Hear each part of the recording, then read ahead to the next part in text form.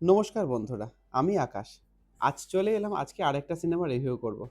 Cinema জগতে আমি যত সিনেমাই দেখেছি তাতে ক্যামিও তো কিছু না কিছু সিনেমাতে আছেই।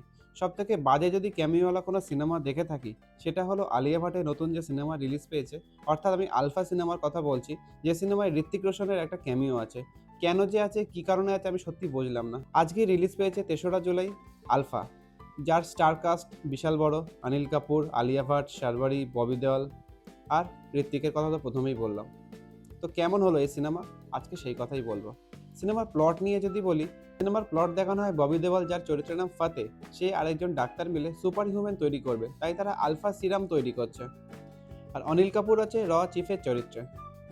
গল্পের শুরুতেই দেখানো হয় কার্গিল যুদ্ধ, যেখানে অনেক ভারতীয়রা মারা যায়। আর তখন ববি দেওয়াল অনিল কাপুরকে প্রস্তাব দেয় এমন এক আলফা সিরাম বানানোর, যেখানে সুপার হিউম্যান বা সুপার সোলজার তৈরি হবে, যাদের হিলিং পাওয়ার অত্যন্ত ফাস্ট হবে, যাদের স্পিড অত্যন্ত বেশি হবে, গায়ে শক্তি অত্যন্ত বেশি হবে, জলে তলে 7 থেকে 9 মিনিট অবধি থাকতে পারবে। এরপরেই দেখানো হয় অনিল কাপুর আর তার স্ত্রী অর্থাৎ দিয়া মির্জার বেবি হবে, কিন্তু দিয়া মির্জার শারীরিক কন্ডিশন ঠিক নয়, হার্টের কন্ডিশন ঠিক নয়। তখন অনিল কাপুর তাকে দিল ওই আলফা সিরাম। এরপরে দেওয়ার পরে তাদের বেবিও হলো, আর হার্টের কন্ডিশনও একটু একটু করে ইমপ্রুভ করতে থাকলো। এরপরে দেখানো হয় যারাই এই সিরাম নিচ্ছে তাদের প্রত্যেকেরই ব্রেন হেমারেজ হচ্ছে এবং মারা যাচ্ছে। তো স্বভাবতই দিয়া মির্জা মারা যায়, কিন্তু তাদের বেবি অর্থাৎ আলিয়া ভাট বেঁচে যায়। এরপরেই ভারত সরকার সিদ্ধান্ত নেয় আলফা প্রোগ্রাম বন্ধ করে দেবে, কিন্তু ববি দেওয়াল তো বন্ধ করা নয়, সে গোপনে চালিয়ে যাচ্ছে তার আলফা প্রোগ্রাম। এরপরে সিনেমায় একটু আধটু টুইস্ট আসে।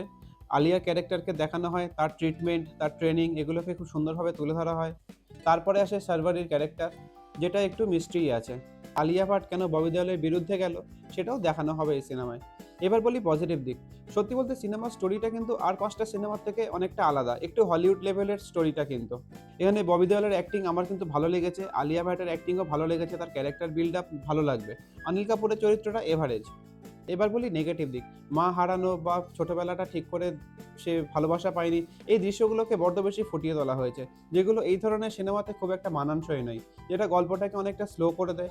সিনেমার ফার্স্ট হাফটা কিন্তু খুব টানটান, কিন্তু সেকেন্ড হাফে আসতেই গল্পটা কোথাও যেন হারিয়ে যায়, খেই হারিয়ে ফেলে। একের পর এক ভুলভাল দৃশ্য, কোনো মাথামুন্ডু থাকবে না।